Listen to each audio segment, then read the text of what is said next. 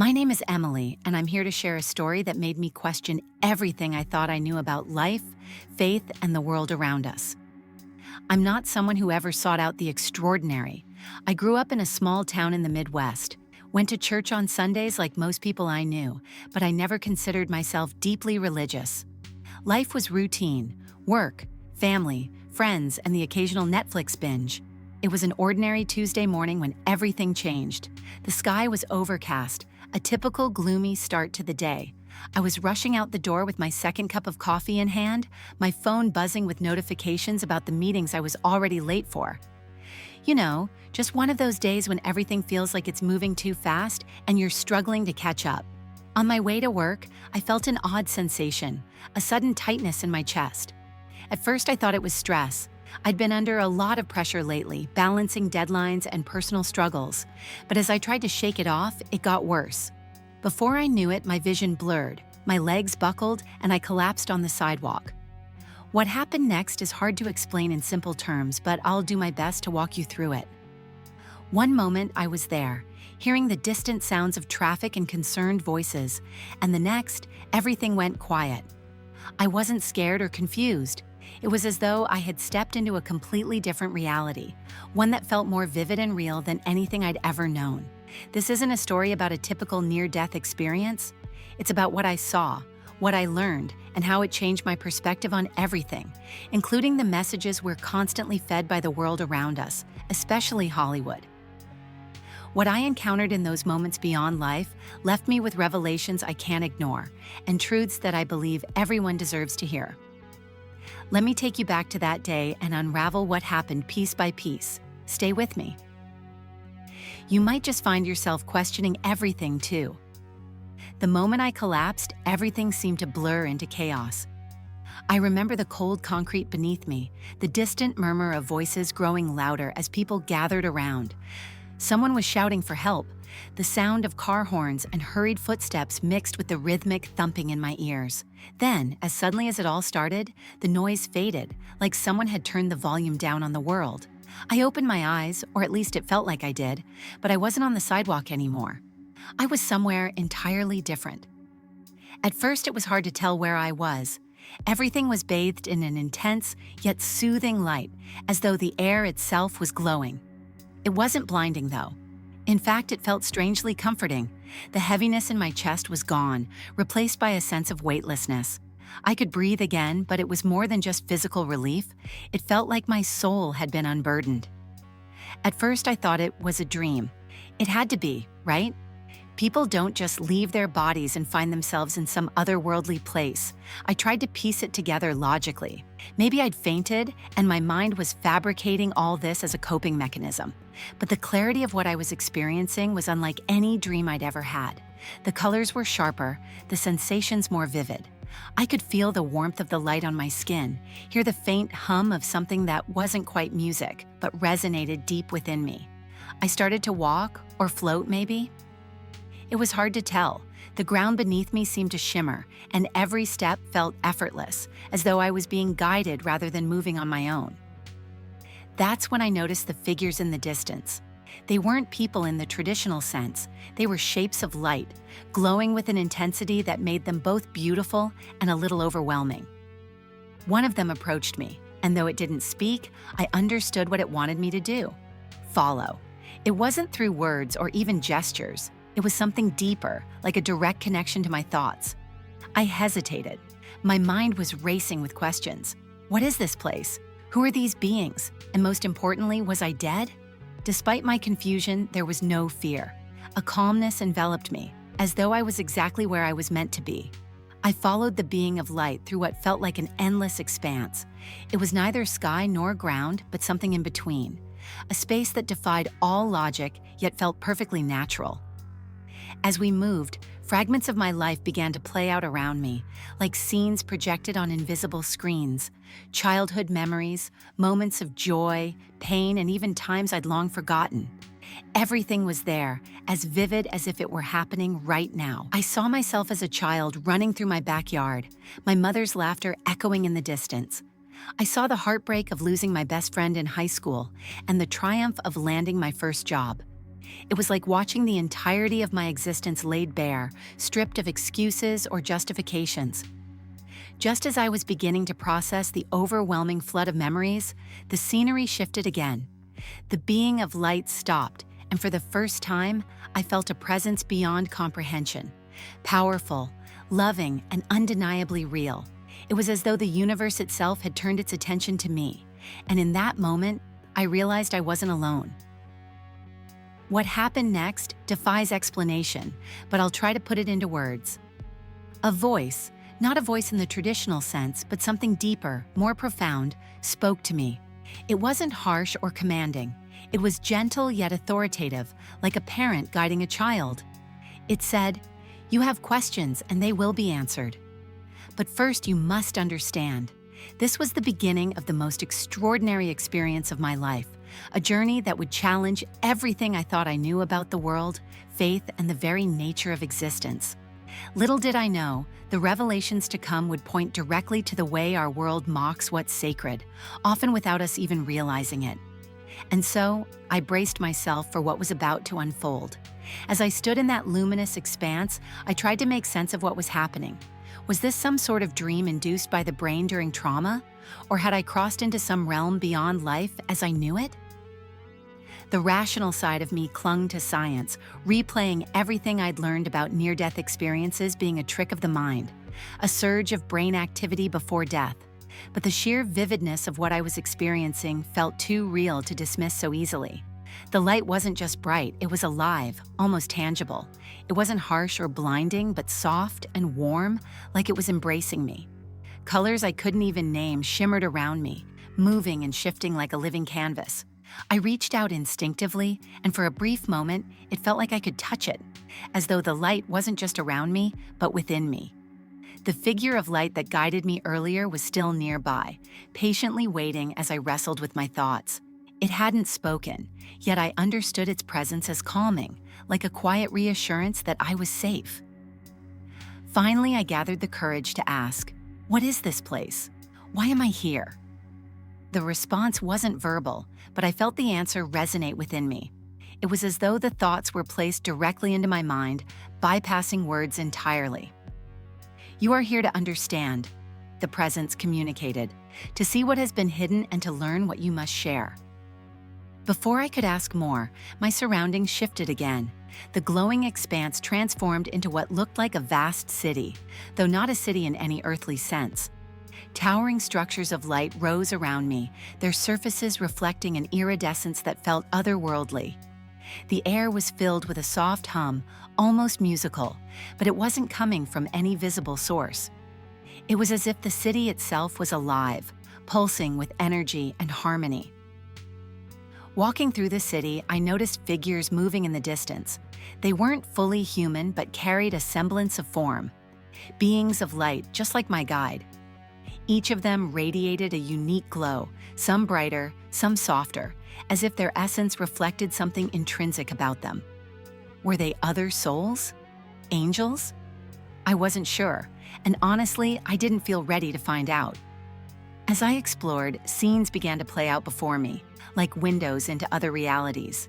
It was as if I was being shown fragments of truths hidden beneath the surface of my life. One vision stopped me in my tracks. I saw myself, sitting on the couch at home watching a popular movie. It was one I'd loved, an uplifting story about perseverance. But now I noticed something I hadn't before. Layered within the dialogue, the imagery, even the music, were subtle distortions, mocking undertones directed at faith, truth, and the very concept of a higher power. I turned to my guide, confused.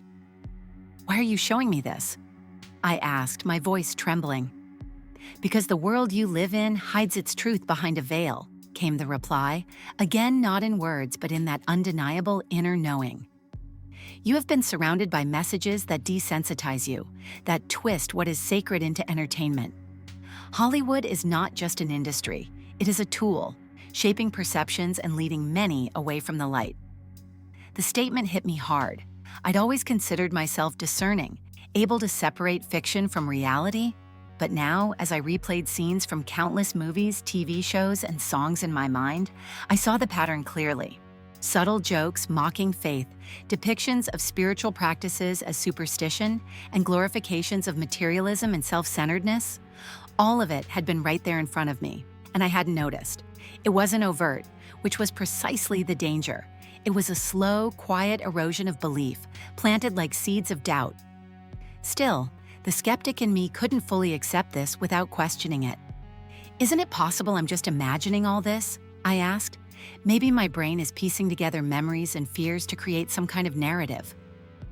The guide's response was simple but profound. Does the truth become less real because it is difficult to believe? What you feel now, what you see, it is for you to understand, not to explain away. I stood there grappling with this. The logical side of me wanted to resist, to dismiss it as a hallucination or a mental construct. But the clarity of what I was experiencing was undeniable. The visions weren't random. They were purposeful, showing me how easily the sacred could be twisted, how mockery and distortion could be normalized to the point where it went unnoticed. In one scene, I saw a group of filmmakers brainstorming ideas for a new blockbuster. They weren't malicious. If anything, they seemed unaware of the deeper impact of their work. They joked about how certain religious tropes would make great material for satire, not realizing or perhaps not caring that their art would influence millions of people. The scene shifted again, and I saw audiences laughing at these jokes, not out of malice, but because it was presented as harmless fun. But in the laughter, a subtle rejection of the sacred took root. This realization left me both unsettled and determined. I began to understand the gravity of what I was being shown. It wasn't just about Hollywood or media. It was about the power of influence and how easily it could shape the way we see the world, even without our conscious awareness. As I stood in this extraordinary realm, my perspective began to shift. I realized how much I'd taken for granted, the messages I consumed, the beliefs I held, and even the way I viewed myself and my purpose. It wasn't just about being entertained or informed, it was about being mindful of what I allowed to shape my heart and mind. The guide turned to me one last time before the light around us began to fade. What you have seen is only the beginning. Take this understanding and share it. The world must wake up. And just like that, I felt myself being pulled back, the surreal clarity of that realm giving way to the chaotic noise of the earthly world. My eyes fluttered open, and I was back on the sidewalk, surrounded by strangers and paramedics. But I wasn't the same. What I'd experienced would stay with me forever, shaping how I saw the world and my role within it. I didn't know how to begin explaining what I'd seen or how it would change my life, but one thing was clear. I couldn't ignore it. I had to share this message, no matter how unbelievable it might sound. As I lay on the sidewalk, surrounded by concerned faces and the sound of paramedics asking me questions, I felt disoriented, as if I'd been jolted from one reality into another. The weight of what I'd just experienced pressed down on me, not in a physical sense, but emotionally, intellectually, and spiritually. What had just happened? Was it real? Or was my mind trying to stitch together fragments of some traumatic event? In the days that followed, I found myself replaying every detail. The light, the city, the beings, the visions. It all felt too vivid, too purposeful to dismiss as a hallucination. But my logical mind wouldn't rest. Could this have been a dream brought on by oxygen deprivation? I wondered aloud one night while sitting at my kitchen table. I'd read about near-death experiences before, stories about bright lights, feelings of peace, and glimpses of loved ones. But this felt different. It wasn't just a fleeting moment of tranquility, it was a message, clear and deliberate. I decided to confide in my closest friend, Laura.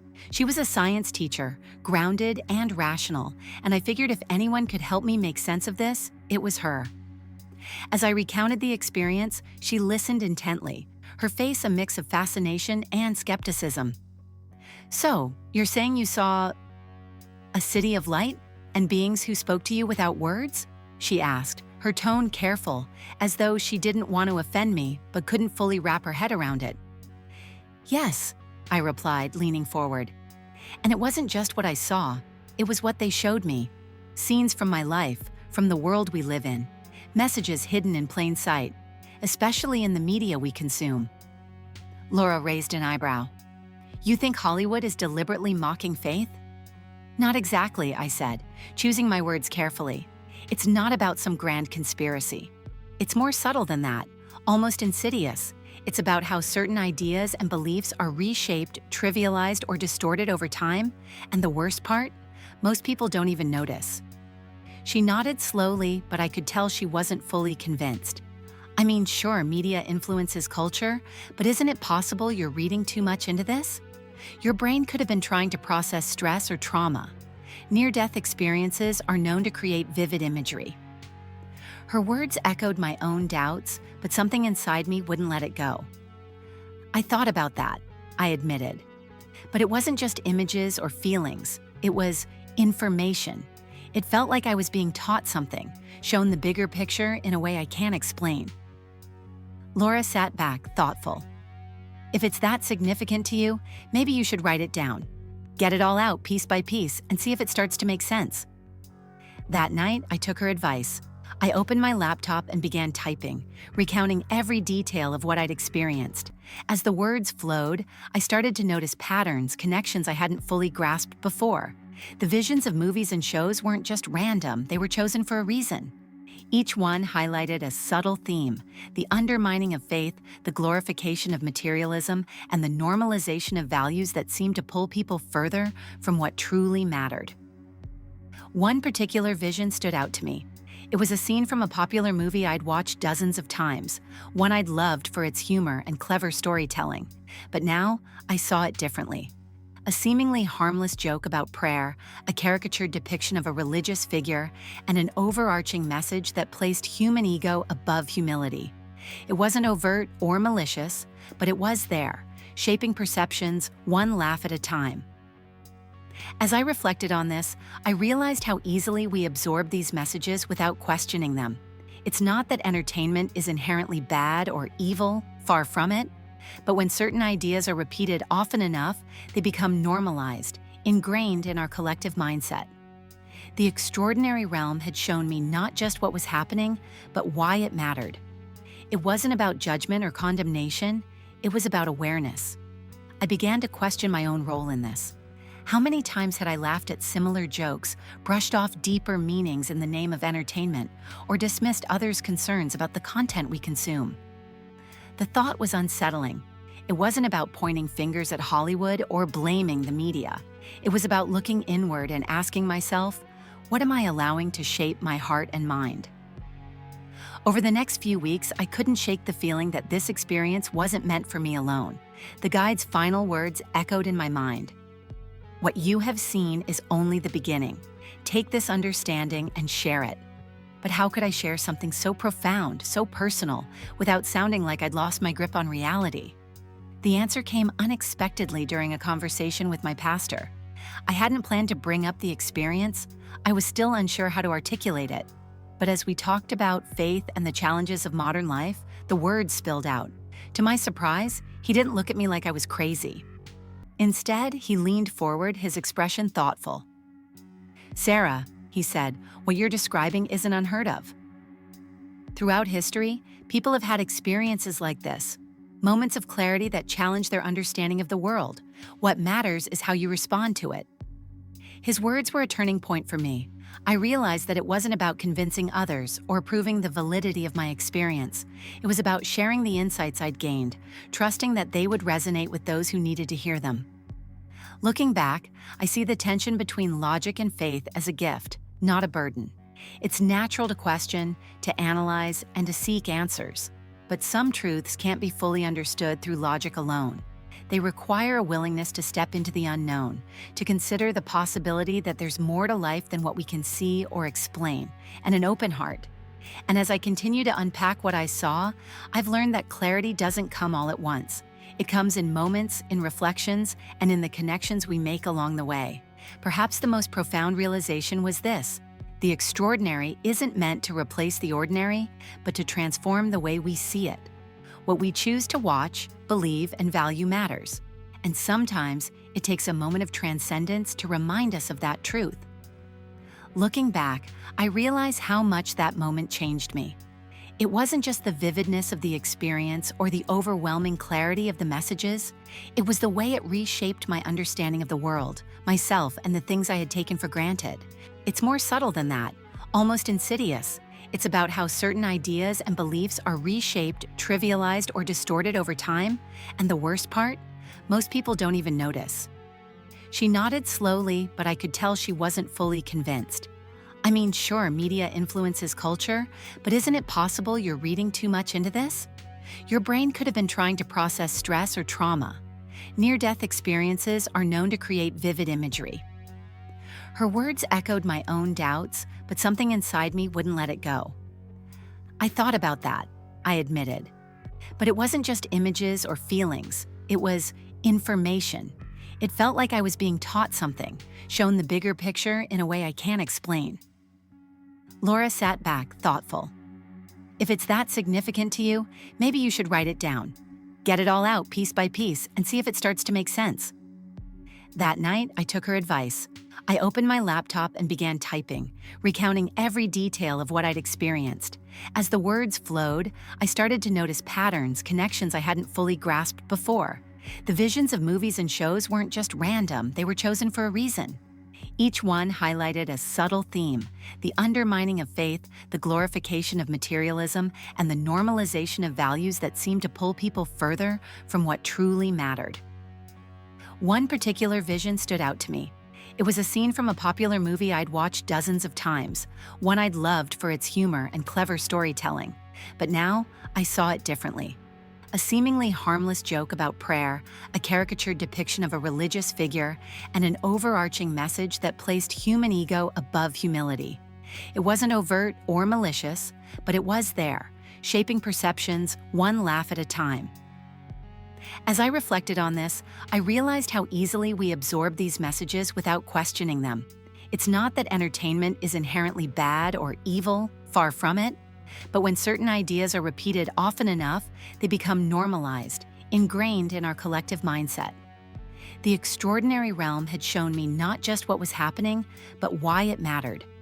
It wasn't about judgment or condemnation, it was about awareness. I began to question my own role in this.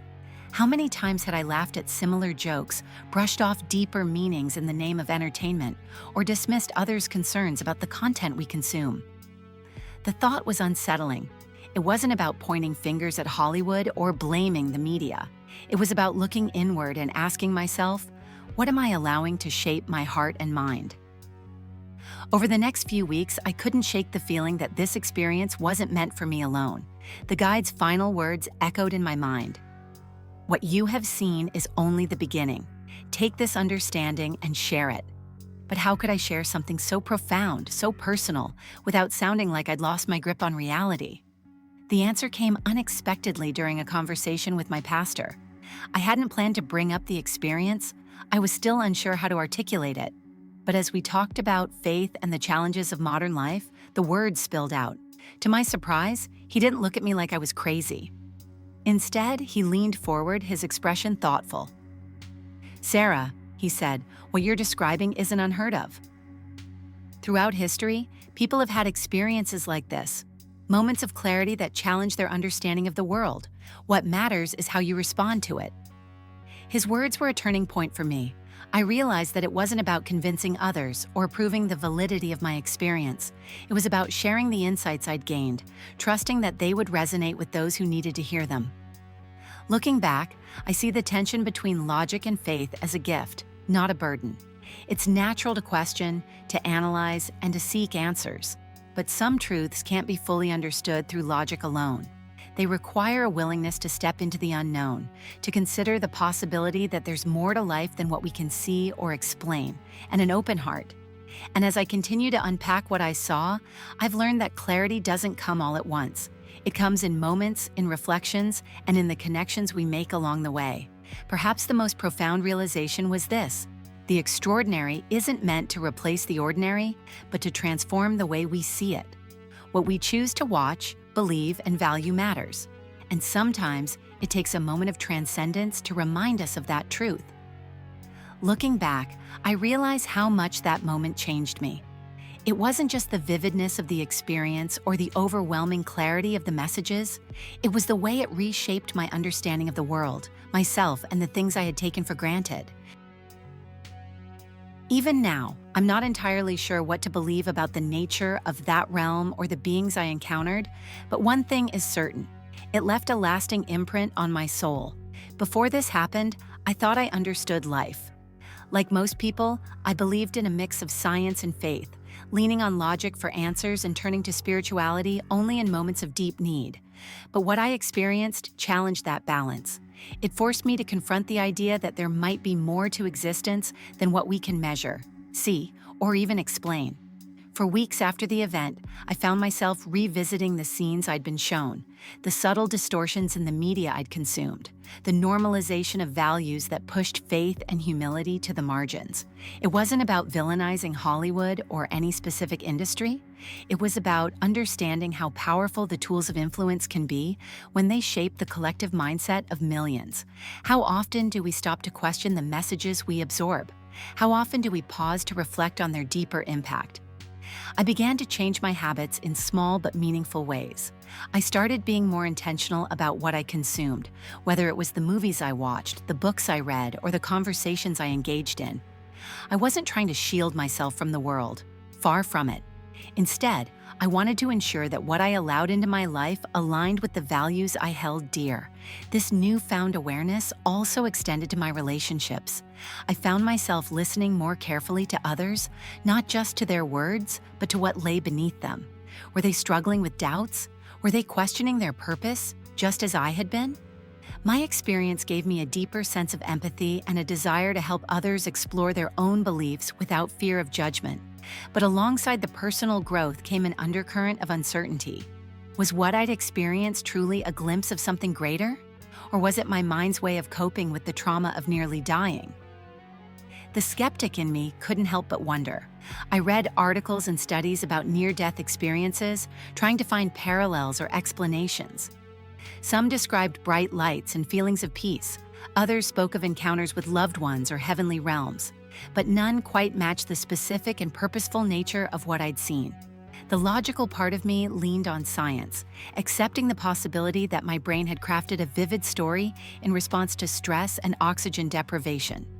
But the deeper part of me, the part that felt the calm, the warmth, and the undeniable truth of that realm, believed there was more to it. Maybe it wasn't an either-or situation. Maybe both science and spirituality had a role to play in understanding what I'd experienced. Even now, I find myself revisiting the words of the guide. What you have seen is only the beginning. Take this understanding and share it. At first, I didn't know how to act on that directive. Sharing something so deeply personal felt vulnerable, even risky. What if people dismissed it as a hallucination or an overactive imagination? But over time, I realized it wasn't about convincing others. It was about inviting them to explore their own questions, to think critically about the forces shaping their lives, and to seek meaning in places they might not expect. One of the most profound lessons I took from this experience was the importance of humility. In the modern world, it's easy to fall into the trap of thinking we have all the answers, that our perspectives are the ultimate truth. But what I saw reminded me that life is far more complex and interconnected than we can comprehend. Whether or not you believe in God, the divine, or some higher power, there's value in recognizing the limits of our understanding and approaching life with an open heart and mind. As I continue to reflect on what happened, I've started to see it as less of a singular event and more of an invitation, a call to examine the ways we engage with the world and the choices we make every day. Do we prioritize what truly matters, or do we let ourselves get swept up in distractions? Are we intentional about nurturing our spiritual lives, or do we leave them on the back burner, assuming there will always be time to focus on them later? I don't claim to have all the answers, but I do know this. The experience left me with a profound sense of responsibility, not just to myself, but to others. If there's even a chance that what I saw was real, then it carries a message worth sharing, that the sacred deserves to be protected, that we should strive to live with intention, and that awareness is the first step toward change. Sometimes I wonder what might have happened if I hadn't collapsed that day. Would I still be rushing through life, blind to the deeper truths around me? Would I still be laughing at jokes that subtly undermine what I held sacred? It's impossible to know, but the thought reminds me to be grateful for the moment of stillness, the clarity it brought, and the opportunity to grow. So here's the question I leave with you. What messages are shaping your life? Are they helping you move toward truth, peace, and purpose, or pulling you further away from them? I don't expect anyone to take my story as proof of anything, but I hope it serves as an invitation to reflect, to question, and to seek out the extraordinary in the ordinary. Because maybe, just maybe, the answers we're searching for have been right in front of us all along. We just need to be willing to see them. As I sit here reflecting on everything that happened, I'm struck by how much that single experience reshaped my perspective on life, faith, and the world around me. The moments in that luminous realm, the guidance I received, and the revelations about the subtle forces shaping our lives, each detail feels as vivid today as it did then, but even now, I'm left with more questions than answers. Was what I saw truly a glimpse into something beyond our understanding? Or was it my brain's response to a moment of crisis, stitching together fragments of memory and meaning? I'll never fully know, and maybe that's the point. Perhaps the experience wasn't about finding definitive answers, but about sparking a deeper curiosity, a reminder to look beyond the surface and question what we often take for granted.